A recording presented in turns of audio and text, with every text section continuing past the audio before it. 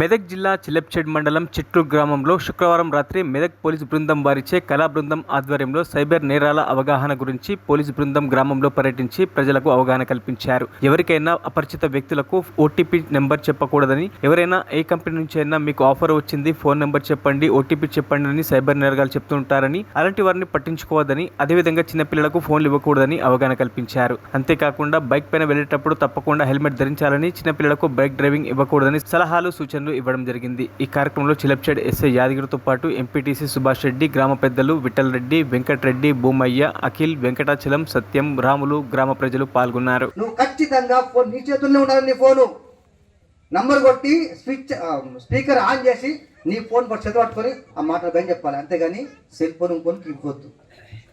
ఇది రెండో మోసం.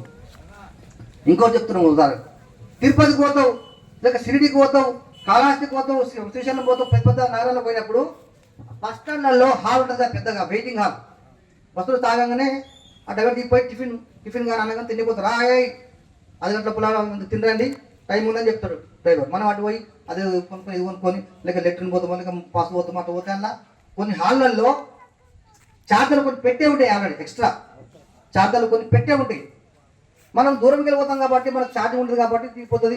అరే ఛార్జింగ్ దిగిపోయి అని చెప్పి అటు చూస్తారు. ఆ గొడవకు అక్కడక్కడ కొన్ని చార్జర్లు కనిపిస్తే పెట్టి అరే ఎవరితో కావద్దని చెప్పి అరే కంపెనీ వీడే బస్ స్టాండ్లు కావచ్చు పెట్టవచ్చు, అంత మనం తక్కువ చేసుకొని వచ్చింది భయ్ అని కొంచెం ఆగుతాం. మనం పావు గంట బస్సు అయిన తర్వాత కొంచెం పెట్టుకొని కూర్చుంటాం. కూడా ఛార్జింగ్ ఎక్కుతుంది మనకు. ఎక్కినాక వాడు సీటు కొడతారు బస్సు, రండి సార్ కారు వీకేసి మనకి ఎవరో పుణ్యాత్మట అని చెప్పి మనం వెళ్ళిపోయి బస్సులో కూర్చుంటాం. కొద్ది దూరం పోగానే టంగా మనకు మెసేజ్ వస్తుంది, డబ్బులు మొత్తం పోతూ ఉంటాయి. అరే అమ్మ ఎట్లా ఇదో మోసం. ఆ చాదర్ పెట్టినోడు దొంగ పెట్టిన పక్కన వాడు కూర్చుంటాడు. ఎవరు వస్తుంది పక్కనగాడు చూస్తూ ఉంటాడు. మనం పెట్టుకోగానే అందులో ఒక చిప్ ఉంటుంది.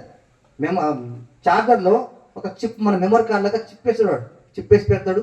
ఈ సెల్ ఫోన్ పెట్టగానే మొత్తం గుంజేస్తుంది. పక్కన పెట్టి చిన్న ఆర్డర్ చేస్తూ ఉంటాడు ఫోన్తో. ఆ చిప్లకు ఈ డాటా మొత్తం గుంజుకుంటుంది.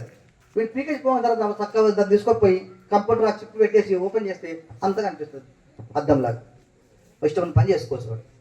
కాబట్టి గుర్తు తెలియని వాళ్ళ యొక్క ఛార్జర్ను మన ఫోన్కు ఛార్జింగ్ పెట్టుకోవద్దు. ఇదొకటి. గుర్తు తెలియని వాళ్ళ ఛార్జింగ్లు మన ఫోన్కు ఛార్జింగ్ పెట్టుకోవద్దు. ప్రతిదీ సెల్ ఫోన్తో జరుగుతుంది మోసము. ప్రతిదీ మోసం. గుర్తుపెట్టుకోండి, సెల్ ఫోన్ ద్వారానే జరుగుతున్నాయి మోసాలు. మరిన్ని అప్డేట్స్ కోసం మా ఛానల్ని సబ్స్క్రైబ్ చేయండి.